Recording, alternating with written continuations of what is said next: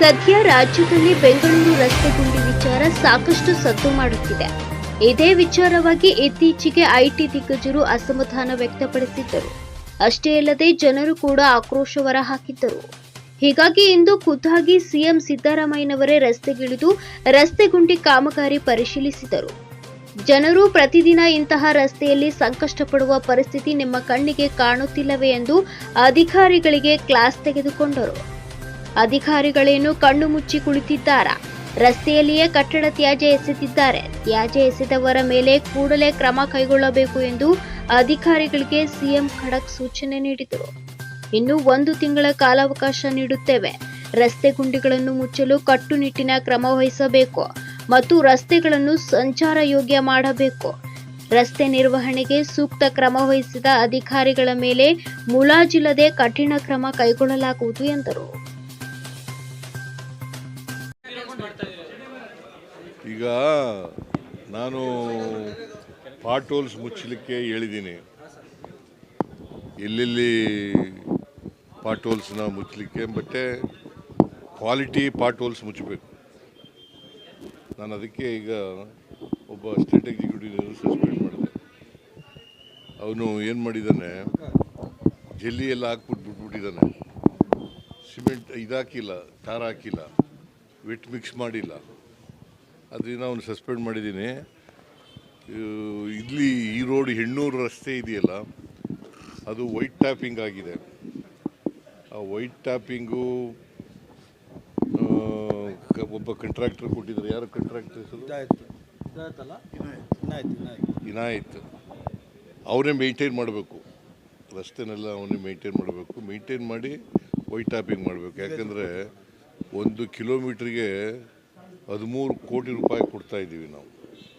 2 ಸೈಡ್ನಲ್ಲಿ 7.5 metre 5 kilometre ರಸ್ತೆನ ಮಾಡ್ತಾ ಇದ್ದೀವಿ.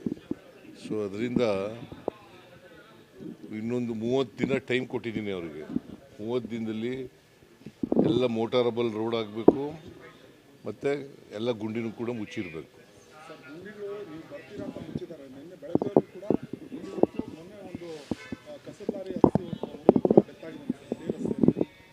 ಈಗ ನಾನು ಇಲ್ಲ ಅಂತ ಹೇಳಕ್ಕೆ ಹೋಗಲ್ಲ, ಗುಂಡಿಗಳಿಲ್ಲ ಅಂತ ಹೇಳಕ್ಕೆ ಹೋಗಲ್ಲ.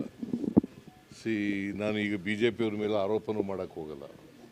BJP ಅವರು ಮುಚ್ಚಲಿಲ್ಲ ಗುಂಡಿಗಳನ್ನು. ಮುಚ್ಚಿದ್ರೆ ಈ ಪರಿಸ್ಥಿತಿ ಬರ್ತಿರಲಿಲ್ಲ. ನಾವು ರಸ್ತೆ ದುಡ್ಡು ಕೊಟ್ಟದ್ದು ಬಿಟ್ಟರೆ ಅವ್ರೇನು ಕೊಡಲಿಲ್ಲ. ಅದು ಬಿಡಿ ಅದನ್ನು. ಈಗ ನಾವು ಅಧಿಕಾರದಲ್ಲಿದ್ದೀವಿ. ನಾವು ಗುಂಡಿ ಮುಚ್ಚಿ ಮಳೆಗಾಲದೊಳಗಡೆ, ಮಳೆ ಮುಗಿಯೋದ್ರೊಳಗಡೆ ಗುಂಡಿ ಮುಚ್ಚತಕ್ಕಂಥ ಕೆಲಸ ಮಾಡ್ತೀವಿ. ತೇಜಸ್ವಿ ಸೂರ್ಯ ಯಾರು ಸಮೀಕ್ಷೆಯಲ್ಲಿ ಭಾಗವಹಿಸಬಾರದು ಅಂತ ಕರೆ ಕೊಟ್ಟಿದ್ದಾರೆ ಸರ್ ಸಂಸದ. ಯಾವ ಸಮೀಕ್ಷೆ?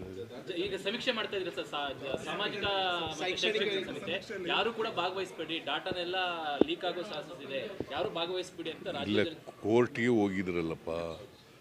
ಕೋರ್ಟ್ನಲ್ಲಿ ಹೇಳಿದ್ದಾರೆ. ಕೋರ್ಟ್ ಡೈರೆಕ್ಷನ್ ಏನು ಹೇಳಿರ್ತದೆ ಅದ್ರ ಪ್ರಕಾರ ಮಾಡ್ತೀವಿ ನಾವು. 10 ಲಕ್ಷ ಜನ ಆಗಿದ್ದಾರೆ ಸರ್. ಈಗಾಗಲೇ 10 ಲಕ್ಷ ಜನ ಆಗಿದ್ದಾರೆ. ಕಸದ ಸಮಸ್ಯೆಯನ್ನು ಬಹಳಷ್ಟು ಕಡೆ ನೋಡಿದಿರ್ತಾವೆ. ಅದೆಲ್ಲ ತೆಗೆದಾಕಬೇಕು ಅಂತ ಹೇಳಿದ್ದೀನಿ. ತೆಗೆದೇ ಹೋದರೆ ಇನ್ನೊಂದು ಸಾರಿ ನಾನು ಬಂದು ನೋಡಿದಾಗ ಇದ್ದರೆ ಕಮಿಷನರ್ಗಳ ಮೇಲೇ ಆಕ್ಷನ್ ತಗೋತೀನಿ. ಅಲ್ಲ, ತುಂಬ ವರ್ಷಗಳಿಂದ ಇರಲಪ್ಪ. ಈಗ ಒಂದು ಮಳೆಗಾಲ ಜಾಸ್ತಿ, ಮಳೆ ಜಾಸ್ತಿ ಆಗಿದೆ, ಅದರಿಂದ ಜಾಸ್ತಿ ಪಾಟ್ ಹೋಲ್ಸ್ಗಳು ಆಗಿದ್ದಾವೆ. ನಂಬರ್ 1. ನಂಬರ್ 2, ಮುಚ್ಚಬೇಕಾಗಿತ್ತು, ಮುಚ್ಚಿಲ್ಲ. ಈಗ ಮುಚ್ಚಕ್ಕೆ ಹೇಳಿದ್ದೀನಿ. ಎಷ್ಟೋ 16,000ದಲ್ಲಿ 4,000ನ ಎಷ್ಟೋ ಬಾಕಿ ಇದೆಲ್ಲ ಆಗಿದೆ.